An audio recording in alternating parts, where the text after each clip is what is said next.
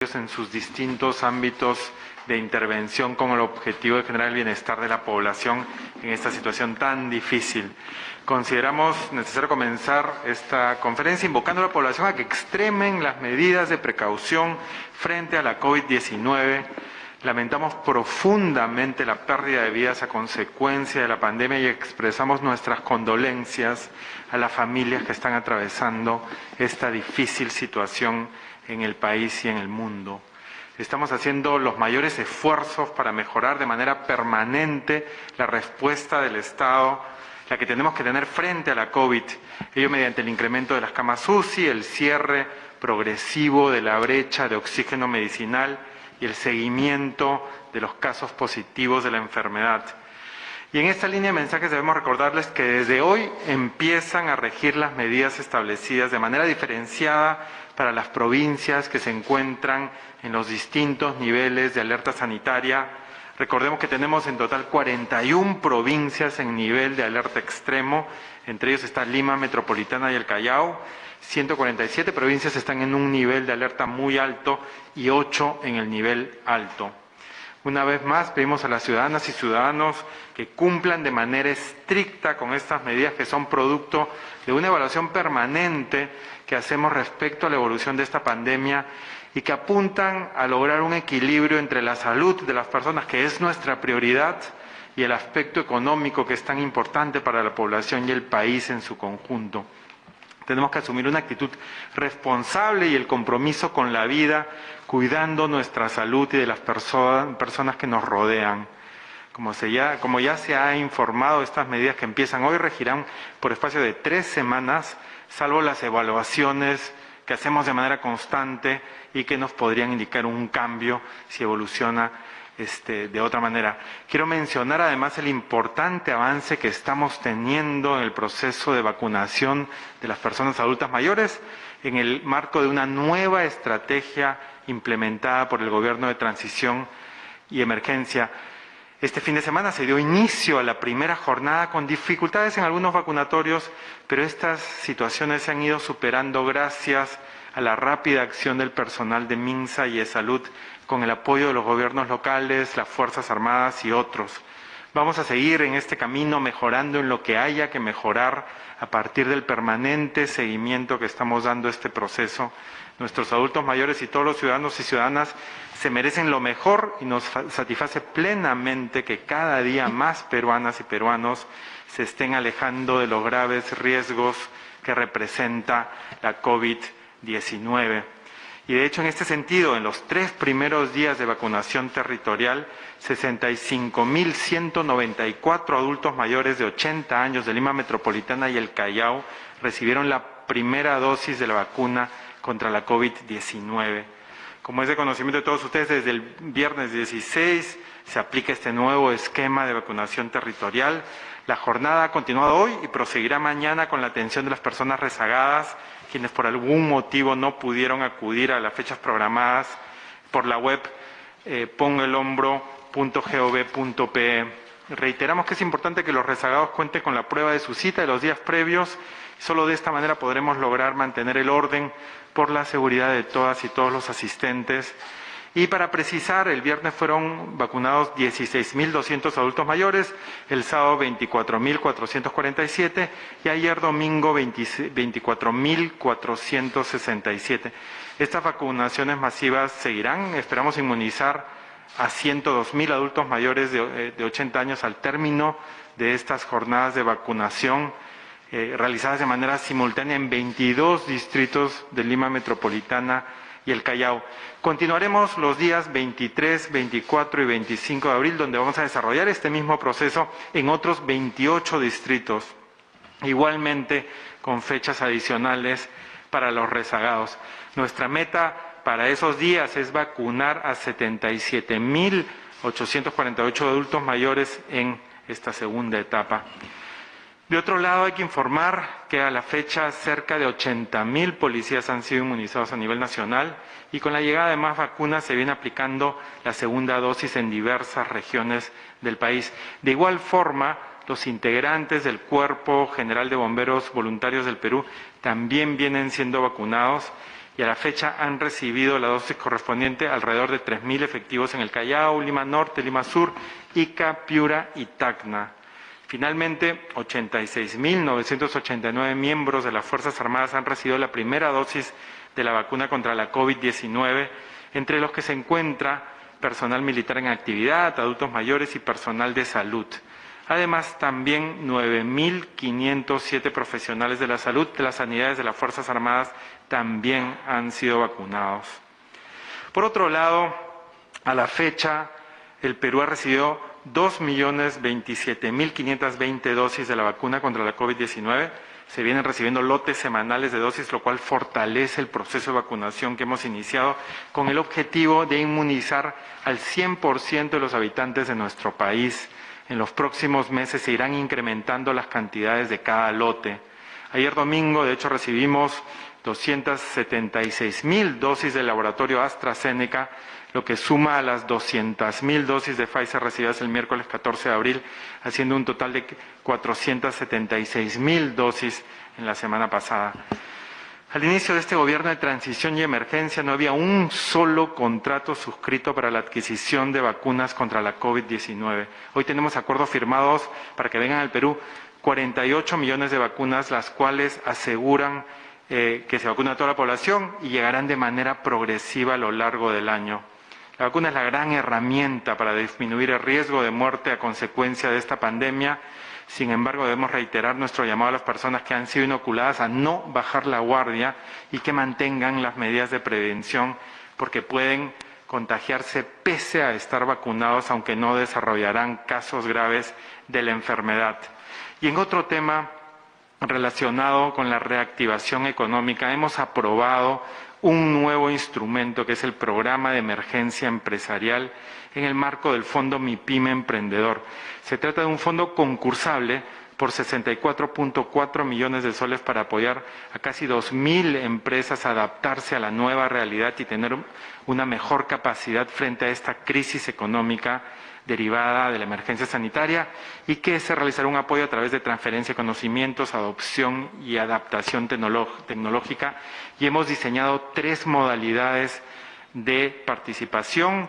Una se llama MIPES Reactivadas y es para micro y pequeñas empresas con caídas en ventas superiores a 20% en el último año, y destinaremos 44.6 millones de soles para cofinanciamientos de proyectos de transferencia de conocimientos para reorientación y reconversión por la crisis.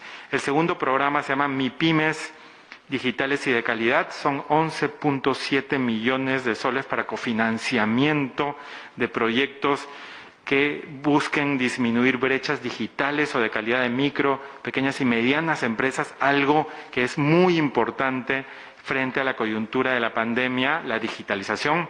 Y el tercer programa se llama Mercados Modernos, algo que también es muy importante en esta coyuntura, donde destinamos 8.3 millones de soles para el cofinanciamiento de proyectos que apunten al desarrollo de la cadena de frío, al manejo de residuos sólidos o a la adecuación e implementación de protocolos sanitarios en mercados de abastos. Queremos beneficiar a más de 160 mercados de abastos que representan aproximadamente a 500 MIPYMES. Y ahora le doy la palabra al ministro Alejandro Neira, que nos dará más información respecto a los 200 años de la independencia y avances en otros sectores. Gracias. Gracias, ministro. Muy buenas tardes con todos y con todas. Un poco para seguir la línea y antes de comentarles acerca de las actividades del Bicentenario, comentaré que también en materia económica, con relación al bono 600, ya cerca del 80% de hogares comprendidos en la primera etapa del bono 600 ya efectuaron el cobro de este subsidio económico que se otorga a población vulnerable en pobreza o pobreza extrema. En total son 2.934.563 hogares de 10 regiones que inicialmente fueron declaradas en alerta de nivel extremo. Y de igual forma 230.879 hogares de otras 14 provincias declaradas también en riesgo de alerta. También hicieron efectivo el cobro del bono 600, lo que representa un nivel de avance del 25.3% de este pago que está destinado a 940.000 hogares. Por otro lado, seguimos haciendo un monitoreo permanente de la movilidad de las personas en los distintos medios de transporte, informando a la población de que tome conciencia del efecto que esto tiene en la propagación de la COVID-19. El virus se mueve con la gente, como sabemos, por eso se han determinado diversas medidas para que podamos mantener, además de las distintas medidas de uso de mascarilla, distancia física, en el caso del transporte además el uso del protector facial, que ahora se ha ampliado también a otras actividades comerciales como los centros comerciales, centros de abasto, etcétera. Hemos hecho una revisión de las cifras de movilidad que siempre hacemos sobre la base de indicadores de Google o de algunas otras redes sociales. Hemos visto que ha habido una reducción muy baja de la movilidad en los últimos días. En el último fin de semana, en el caso del metropolitano, se redujo en 0,21%, una reducción mínima, como ven. En el caso de los corredores complementarios ha habido una reducción de 4,55% y donde sí hay un incremento de la movilidad de las personas es en la línea 1 del metro de Lima, en donde ha aumentado la cantidad de gente que hace uso de la línea 1 en más de 10%, 10,46%.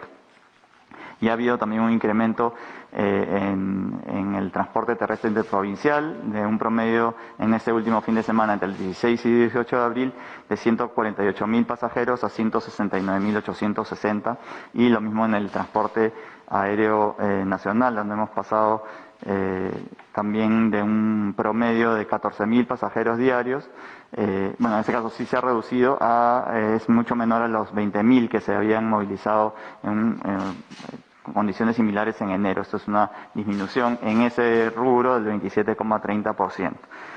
Por otro lado, siempre tenemos que hacer un llamado, como también hizo el ministro Chicoma, a que tomemos todas las medidas necesarias, evitemos las aglomeraciones y las participaciones en actividades masivas. Nos gustaría poder darles también mejores noticias en este sentido, pero siempre hay personas que incumplen las medidas de restricción impuestas para combatir la pandemia y solo en el último fin de semana, entre sábado 17 y ayer domingo 18 de abril, la Policía Nacional intervino a 7.634 personas por desacato de la inmovilización social obligatoria.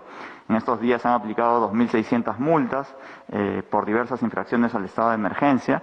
Las regiones con menos intervenciones han sido Amazonas con 16, Cusco con 15, Moquegua con 4, pero en general en lo que va del año ya van un total de 582.550 personas a las cuales se les ha intervenido y en Lima se han intervenido a 2.292 personas por participar en las llamadas fiestas COVID y a 12.952 en todo el país. Creo que en el mayor número de personas intervenidas en este fin de semana ha sido Arequipa con 2.359 personas, Cajamarca 1.543, Apurímac 847, Lima 785, Ayacucho 300, entre otras, pero vemos repetidamente a través de los medios de comunicación que se repiten incidencias. Hemos visto ahora, hace pocos minutos, que el fin de semana se realizó una fiesta patronal en la provincia de Sánchez Carrión en La Libertad, se realizan actividades de diverso tipo que congregan gente y estas actividades, como se ha mencionado, son súper propagadores, hacen que el virus se pueda contagiar más fácilmente en la cantidad de personas que participan allí y más aún si es que no hay una distancia física adecuada y no se usan las mascarillas. Entonces, quisiéramos hacer un llamado especial a todos aquellos quienes desean realizar este tipo de actividades, por supuesto están prohibidas, y hay una fiscalización en la medida de las capacidades de los propios gobiernos regionales, de los gobiernos locales y de la Policía Nacional que está en todo el territorio nacional, siempre atenta a seguir estos casos, pero es parte, creo, de la responsabilidad que nos cae a todos como ciudadanos y como ciudadanas de estar siempre trabajando digamos, para asegurar que estas acciones no se den. Creo que esto es parte de la responsabilidad que todos tenemos como ciudadanos, así que hacemos un llamado, como siempre, a que por favor se eviten ese tipo de actividades. Creo que ya ha quedado confirmado además que la transmisión del virus se da a través de esto que se denominan aerosoles, es decir, a la propagación de partículas cuando uno habla, cuando uno canta, esto en una fiesta patronal, un evento masivo, un concierto, en esto que se llaman privaditos, por supuesto que son mucho más, existen muchas más posibilidades de contagiar y eso es algo que queremos evitar. Finalmente, como bien dijo también el ministro Chicama, hoy es una fecha, creo que vale la pena recordar que estamos a 100 días del Bicentenario. Sabemos que las condiciones en las cuales vivimos hacen que estemos en unas condiciones en las cuales no vamos a tener y no pensamos, ni mucho menos pretendemos que estemos en condiciones de realizar una celebración por el Bicentenario. El Bicentenario es sobre todo un momento que pensamos que debe ser para la reflexión. Y conmemorar los 200 años de la proclamación de la independencia es una forma de pensar y de ver cuáles son esos valores ciudadanos sobre los cuales se fundó nuestro país, sobre los cuales se dio nuestra independencia y sobre los cuales todavía nos falta muchísimo más para hacer de la nuestra una verdadera república de ciudadanos en la cual todos podamos ejercer nuestros derechos, pero también cumplir nuestros deberes ciudadanos. Este jueves va a haber una actividad especial en ese sentido, en el marco de esta conmemoración, porque además es el Día de la Tierra, así que en el gobierno se va a realizar el lanzamiento de la quina del Bicentenario. Revaloremos nuestro árbol emblema. Es una actividad que está a cargo sobre todo del Ministerio de Desarrollo Agrario y vamos a tener la oportunidad de que ministros y autoridades de Estado en 10 regiones de nuestro país podamos sembrar 286 plantones de la quina. Como sabemos, el árbol de la quina es uno de los elementos que compone nuestro escudo nacional. Se va a hacer una actividad aquí en el Cuartel General del Ejército, en Lima, y se va a hacer en simultáneo también en otras regiones, como son Ayacucho, Amazonas, Cajamarca, entre otras. Creo que una de las cosas importantes también que tenemos para comentarles en el marco del Bicentenario son todas las actividades que hemos previsto en general y en la cual implica toda una serie de instituciones que están a cargo de distintas efemérides y distintos actos, así como este árbol de la quina y esta plantación se va a hacer en colaboración del Ministerio de Desarrollo Agrario con el Ministerio del Ambiente y el Ministerio de Defensa. Tenemos una serie de eventos que hemos considerado que son hitos también para marcar y que de acuerdo a la posibilidad que tengamos de realizarlos, podamos hacerlos de manera virtual como hemos estado haciendo en muchos casos o con alguna pequeño acto muy representativo. Tenemos el 18 de mayo se conmemoran los 240 años de la muerte de Túpac Amaru y Micaela Bastidas. Luego tendremos próximamente el Congreso de Historia entre el 6 y 9 de julio, que es un congreso académico. Nos invitamos a que todos puedan revisar la agenda conmemorativa del Bicentenario en la página del Proyecto Especial Bicentenario del Ministerio de Cultura en bicentenario.gov.pe. Allí además hay una serie de materiales, de posibilidades, de recursos ciudadanos en distintos aspectos que creo que colaboran en construir una mejor ciudadanía. Y así como esas tenemos planteadas algunas importantes fechas o el Perú va a ser invitado de honor en algunas actividades especiales a nivel internacional. Y esto es algo que se está coordinando muy estrechamente con el Ministerio de Relaciones Exteriores. Va a haber actividades vinculadas al Bicentenario en todos los lugares en los cuales tenemos representación del Perú, sea a nivel diplomático, sea a nivel consular, entre el 1 y el 23 de julio. Y hay algunas actividades además en las cuales se va a poner al Perú de relieve, como la Feria Internacional del Libro de Guadalajara, que se realizará entre noviembre y diciembre. El Perú es país invitado a la Feria Internacional del Libro de Guadalajara este año. Tenemos el pabellón del Perú en la Expo Dubái, que será también con motivo del Bicentenario una importante presencia peruana a partir de octubre. Tenemos una exposición muy importante en el Museo Británico, que se realizará a partir de noviembre de este año, y en la Santa Sede, en el Vaticano, se va de manera muy especial tener la posibilidad de presentar un pesebre un nacimiento, lo que nosotros consideramos un nacimiento, que va a ser realizado además de Huancavelica y que se va a presentar en la Plaza San Pedro como se hace habitualmente cada año. Esto será en diciembre. Hay una serie además de actividades de edición de libros que se van a desarrollar, una biblioteca bicentenario que se puede encontrar también en la página web que les mencioné, el lanzamiento de los Nudos de la República, que son ediciones especiales sobre distintos temas, con ensayos sobre algunas ideas y problemas que tenemos como país, varias exposiciones que algunas de ellas van a ser realizadas de manera presencial y otras de manera virtual, y tendremos dos actividades en el mes de julio, ya en el mes propio del Bicentenario y mes de la Independencia, que se van a concentrar, uno va a ser en Lima y la otra tiene vocación regional, y para eso se está trabajando con los distintos gobiernos regionales y locales para tener un homenaje al Perú el 27 de julio, una especie de serenata al Perú en todas las regiones de nuestro país con motivo de la conmemoración de la independencia el día 28 de julio. Y una fecha que creo que va a ser importante y muy recordada por todos aquí en el Perú, porque el día 24 de julio vamos a dar apertura al Museo Nacional, el Museo de Pachacámac.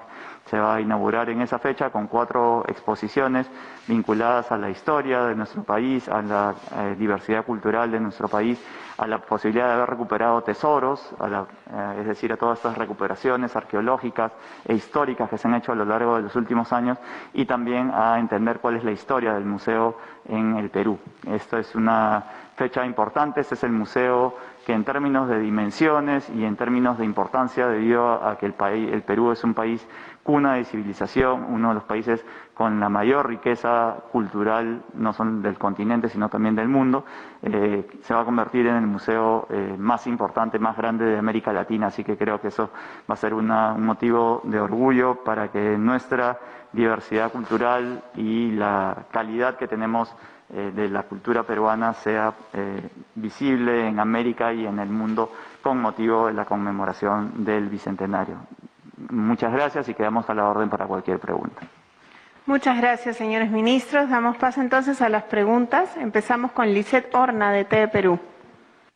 Sí, buenas tardes, ministros. Yo quería saber si han pensado, digamos, en Consejo de Ministros en la posibilidad de replantear la estrategia de gobierno sobre la pandemia, esto ante las recientes cifras de 433 personas fallecidas por día que se ha develado por parte del Ministerio de Salud, y cuál es la lectura que tienen del Colegio Médico, que ha criticado duramente la estrategia que está llevando adelante el gobierno. Y para el ministro de la Producción, continuando con este tema, quería saber si van a haber la posibilidad de conversar con los trabajadores de tragamonedas y casinos, pues ellos ya están empezando a bloquear algunas vías, puesto que ya ven lejano con estas nuevas restricciones la posibilidad de abrir sus locales.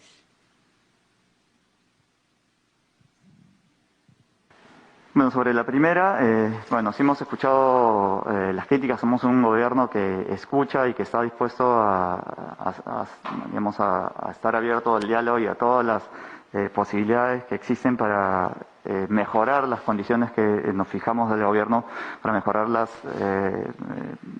atención en salud. Estamos, por supuesto, bastante preocupados por estas cifras de fallecimientos y por la subida en la curva de contagios. Hoy, de hecho, hay una reunión en el caso para evaluar las medidas, que es un grupo de ministros que se reúnen para establecer esto. En el caso de las cifras, pues, específicamente, creo que es importante señalar que en el gobierno, para tener la mayor transparencia posible con relación a las cifras que se vienen manejando con relación a la pandemia, se ha creado un comité de expertos para ver justamente cuál ha sido si existe alguna diferencia entre las distintas mediciones que existen con relación a la cantidad de fallecidos que se ven en las cifras diarias que se reporta el MINSA y también el SINADEF. Este grupo está conformado, como saben, por Ragui Burjum, Mateo Prochaska, Rocío Villanueva, Walter Albán y Edgardo Nepo, y este grupo de trabajo que va a tener se ha conformado ya, tiene un cronograma de trabajo hasta el 31 de mayo. Eso es importante porque creo que da señales de que queremos ser completamente transparentes con relación a ello. Y sobre las medidas que vamos tomando, en realidad lo hacemos sobre la base de los distintos indicadores epidemiológicos que nos son presentados por parte del Ministerio de Salud y que evaluamos permanentemente en Consejo de Ministros. Creo que es difícil, nosotros hacemos un seguimiento además y un comparativo con relación a las medidas que se van tomando en otros lugares del mundo.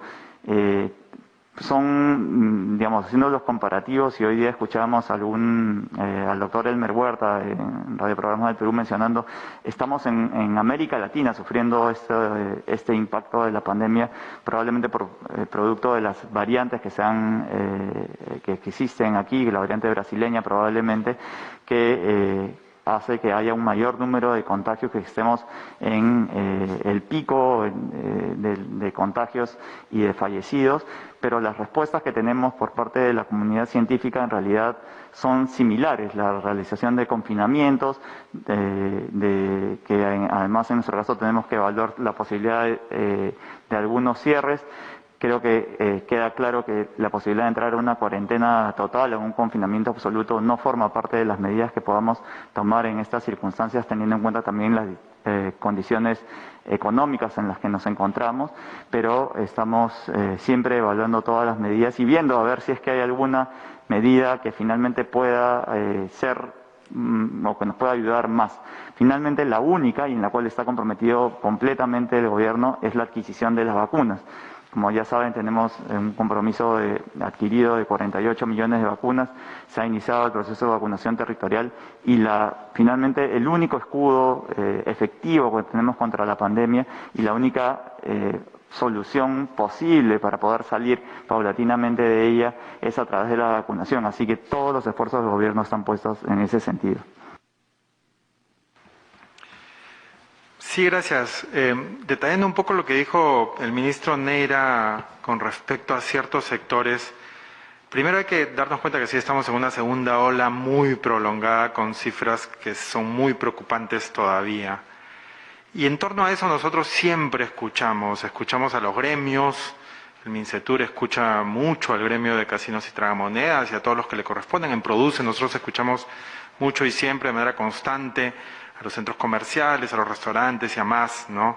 Y también escuchamos a un grupo de expertos multisectoriales en temas sanitarios, económicos, expertos en políticas públicas. Y nuestro compromiso definitivamente está en apoyar la reactivación económica, pero de acuerdo con las restricciones que nos impone la pandemia, reiterando que estamos en esta situación de la segunda ola prolongada. En el Perú y en el mundo no hay una bala de plata que pueda solucionar, no hay una solución perfecta para atender estas dos restricciones que tenemos en el momento. Las dos restricciones son la sanitaria, evitar que hayan más contagios y esta segunda ola crezca o se prolongue mucho más. Y la segunda restricción que tenemos es la presupuestaria económica. Queremos reactivar la economía tomando en cuenta que también tenemos restricción en el uso de los recursos públicos que nos corresponden. Entonces, tomando en cuenta esta situación, es que nosotros tomamos estas decisiones de restricciones que son muy focalizadas por provincias y también por actividades económicas que se presentan como riesgosas. Pero claro, sí entendemos la problemática de los trabajadores y los empresarios de estos sectores y por eso estamos siempre dispuestos, y es nuestra obligación, escucharlos y tomar en cuenta sus perspectivas y puntos de vista para nuestras decisiones. Muchas gracias. Es el turno de RPP con Estefanía Pineda. Buenas tardes, ministra. ¿Qué tal? Mi primera pregunta, en general, cualquiera de los dos me las pueda responder, es ¿qué va a pasar en estos momentos con los adultos mayores de 80 años de provincias? Lima está siendo priorizada. Hemos escuchado a través de RPP las llamadas de diferentes ciudadanos que indican que Lima no es el Perú, no es solamente esto. Entonces, ¿qué va a pasar cuando a ellos les va a tocar finalmente vacunarse? Si se ha considerado que este último lote de vacunas de AstraZeneca sea para los adultos mayores de provincia. Y aprovechando la presencia del ministro de Cultura, por favor, si nos podría indicar si se ha conversado en alguna sesión del Consejo de Ministros alguna reubicación para los pobladores que están ocupando, o los invasores que están ocupando Loma de Corvina, porque muchos de ellos han indicado que necesitan ser reubicados hacia otro lugar. Incluso algunos municipios, cuando estaba ocupado también en la zona de Chorrillos, habían indicado que sería lo ideal que el Estado se encargue de ese tipo de población para que puedan tal vez dar algún tipo de propuesta económica de vivienda sostenible. Gracias.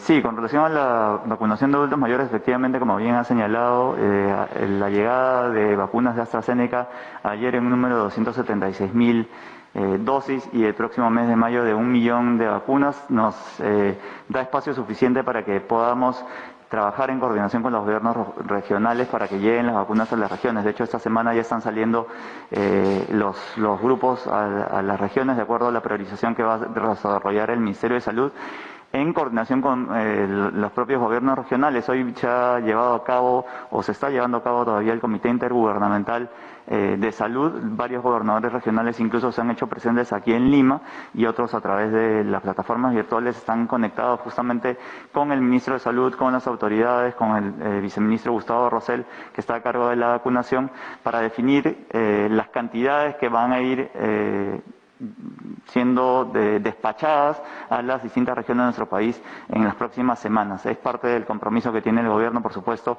Se ha priorizado, como saben, que las vacunas de Pfizer puedan ser, entregadas o puestas para la inmunización en Lima y en algunas otras regiones que tengan la capacidad de mantener la cadena de frío, pero las vacunas de AstraZeneca, que también tienen toda la seguridad y efectividad del caso, van a ser, no necesitan una cadena de frío tan compleja y van a ser llevadas a las distintas regiones de nuestro país. Y con relación a lo otro, bueno, yo quisiera en primer lugar destacar que la semana pasada se realizó el desalojo de las personas que habían invadido el Morro Solar, que es una zona intangible, que efectivamente forma parte del patrimonio cultural de la nación. Nosotros estamos siempre también dispuestos a escuchar, pero en este caso específico lo que tenemos que hacer es primero asegurar el Estado de Derecho y la legalidad de cualquier tipo de medidas. En este caso el desalojo fue realizado luego de hacer la exhortación a los ciudadanos que habían invadido ese lugar y se buscó hacerlo de la manera más ordenada posible y se hizo de manera pacífica, por suerte sin ningún daño material ni personal. Y tenemos la próxima semana una reunión con, en este caso, el alcalde Augusto Millesiro y el alcalde Muñoz, quienes fueron muy colaboradores también para ver una solución permanente. Hay una empresa ahí, como saben, también que tiene terrenos, es la empresa Gremco, y estamos en pleno diálogo para encontrar cuál puede ser la mejor manera de hacer un uso social en el cual todos los ciudadanos de Lima podamos beneficiarnos de tener este patrimonio histórico en Chorrillos. Y hay un proyecto bastante interesante que seguramente estaremos anunciando la próxima semana, que hemos quedado con los alcaldes de Lima y Chorrillos en hacer una visita. Lo mismo ha sucedido en el caso de Lomo de Corvina. El fin de semana ha habido también una aproximación a las personas que han ingresado ahí para exhortarles a que puedan salir. Nosotros somos conscientes de las necesidades y carencias que existen en materia de vivienda social.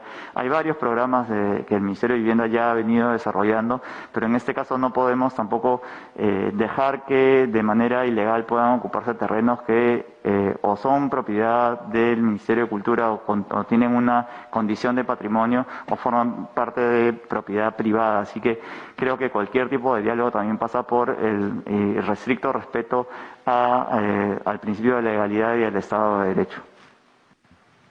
Muchas gracias, ministros. Vamos con la pregunta de Roel Robles, de la República. Buenas tardes, ministros. Muchas gracias. Mi pregunta va, ¿qué medidas económicas analizan para las empresas y trabajadores afectados por el regreso al grado extremo que nuevamente no podrán abrir? Además, también, el Congreso ha dicho que insistirá con la devolución de aportes a los fonavistas, y el gobierno seguirá rechazando esta medida o proponen alguna otra para cubrir las necesidades de este grupo. Y una última, disculpe, es referente al incremento de muertos que ha habido desde el día de ayer de 433, si es que ¿por qué no se han tomado o se ha tenido en cuenta unas medidas más drásticas como una cuarentena general? Muchas gracias. Sí. Con respecto a la primera pregunta sobre las medidas que se han tomado. Bueno, hemos anunciado algunas de ellas. Con respecto a una que es muy importante, que es el programa de apoyo empresarial a la micro y pequeña empresa, el PAE-MIPE, que también es un programa de créditos garantizados por el Estado, de créditos que se otorgan a la micro y pequeña empresa a través de entidades del sistema financiero, que lo hemos anunciado, que anunciamos su aprobación a finales de febrero, principios de marzo. Lo que tenemos ya es un cronograma más establecido. En la primera quincena de mayo se van a subastar los fondos para las entidades del sistema financiero y ya estarían disponibles estos fondos en la segunda quincena de mayo para que las entidades del sistema financiero puedan prestarle a las micro y pequeñas empresas. Entonces, ese es un avance que queríamos mencionar y adicionalmente algo muy importante que demandan muchos de los sectores afectados por la pandemia es la extensión del periodo de gracia de tanto reactiva como el FAE-MIPE, el Fondo de Apoyo Empresarial, y esto se va a poder realizar a partir de cuando se tengan que cumplir con las primeras obligaciones, que es a partir de mayo, que se van a poder extender ese periodo de gracia por un año adicional. Y este programa para ciertas empresas que nosotros hemos anunciado ahora, el programa de emergencia empresarial que está en el marco del Fondo MIPYME Emprendedor, va a destinar a través de fondos concursales 64.4 millones justamente en empresas que están más afectadas en estos tres programas: MIPYMES reactivadas, MIPYMES digitales y de calidad y mercados modernos. Muchas gracias. Finalmente, entonces vamos con la pregunta de Paola Bazán, de Latina. Ministros, buenas tardes, ¿cómo están? Queríamos confirmar si hoy día definitivamente va a haber una reunión, nuevamente hablando del tema de las cifras de COVID, que este fin de semana pues ha alertado, ya es la tercera cifra en este mes, la cifra récord de muertes, y si van a replantear un poco el tema de cómo van a enfrentar esta pandemia. Quería saber si iría a haber algún tipo de reunión de ustedes, si van a hacer más detalles. Le preguntó también la República si es probable o hay la posibilidad de repente de tener unas medidas más estrictas o vamos a continuar así hasta mayo o está abierta la posibilidad. Sí, bueno, como mencioné hace un momento, hay una reunión del equipo técnico de evaluación de las medidas que se va a reunir hoy día luego de esta conferencia de prensa. Además, creo que hay una cosa en la cual ustedes mismos se pueden dar cuenta. Por un lado, como mencionó el colega de la República, nos piden por un lado, si lo vemos desde el punto de vista estrictamente sanitario, reforzar las medidas e incluso ver si existe la posibilidad de algún confinamiento total. Por el otro lado, tenemos las demandas de varios de los sectores económicos y actividades de distintos rubros, como los casinos, los propios restaurantes que también exigen más aforos, los centros comerciales, el Emporio de Gamarra, que nos piden o ampliar los aforos o tener medidas, digamos, más laxas con relación a la posibilidad de reactivar la economía. Y creo que es bastante claro que tenemos justamente que tratar de encontrar un equilibrio y un balance entre salud y economía, como hemos dicho constantemente. Es algo que se evalúa los días lunes en este comité de expertos y que nosotros el día miércoles en el Consejo de Ministros evaluamos permanentemente, pero sobre lo cual además tenemos una serie de, digamos, informaciones que nos van llegando y que vamos compartiendo para poder tener la mejor posibilidad. No es una situación sencilla. Creo que la posibilidad que tenemos de contar con información que llega del Perú, de las distintas regiones, también a nivel internacional, sobre cuáles son las medidas que se van tomando y cuáles son las medidas que se han aplicado en otros lugares para lograr combatir la pandemia. Finalmente nos queda claro algo que mencionábamos, que es encontrar la posibilidad de conseguir la mayor cantidad de vacunas posibles, tratar de inmunizar rápidamente a nuestra población. Estamos viendo estas grandes diferencias también entre países como Israel, que ya está en una etapa en la cual ha inmunizado más del 70% de su población, incluso está tomando medidas como el no uso de mascarillas. Estados Unidos, donde también estarían alcanzando un porcentaje importante, y al mismo tiempo encontramos países no sé, por decir un país vecino como Chile, en el cual ha avanzado bastante con la inmunización, pero también está en una cuarentena en este momento debido a la cantidad y el incremento de contagios que se ha dado en ese país, pero que se da también en toda la región de América Latina. Entonces, sí le podemos decir que todos los días evaluamos constantemente distintos indicadores, información que llegan de distintos lugares. El propio presidente Sagasti, que es alguien que confía además y que está siempre muy preocupado por los avances científicos con relación específicamente a la pandemia, comparte con nosotros también distintas informaciones sobre el respecto y tratamos de encontrar medidas que de alguna manera nos ayuden a nosotros a encontrar ese delicado y frágil equilibrio entre la salud y la economía, y es algo que vemos permanentemente. Pero para terminar esto, creo que hay algo que sí es sumamente importante y que tenemos que reafirmar como hacemos siempre. Hay un nivel de responsabilidad que nos cabe a nosotros desde el Ejecutivo, hay un nivel de responsabilidad que va por las medidas sanitarias, tratar de reforzar la fiscalización, colaborar con los gobiernos regionales para que lleguen más vacunas, para que tengan las medidas adecuadas, para que todos sepamos que lo mejor por ahora es usar mascarillas, si se puede usar doble mascarilla mejor, si se puede usar el protector facial como estamos exigiendo ahora en algunos lugares, mejor aún, la distancia física, el lavado el lavado de manos con agua y jabón, pero hay un nivel de responsabilidad sobre el cual es cada vez, creo, y producto también de la fatiga pandémica y distintos aspectos naturales de socialización que tenemos como seres humanos, pero en el cual creo que hay que incidir. Todos hacemos un esfuerzo personal para mantener las medidas en las cuales estamos, y nosotros como Ejecutivo tratamos de promoverlas, pero hay un nivel de responsabilidad individual que cabe en cada ciudadano, en cada familia, en cada grupo humano, y que creo que tenemos que llamar la atención sobre eso.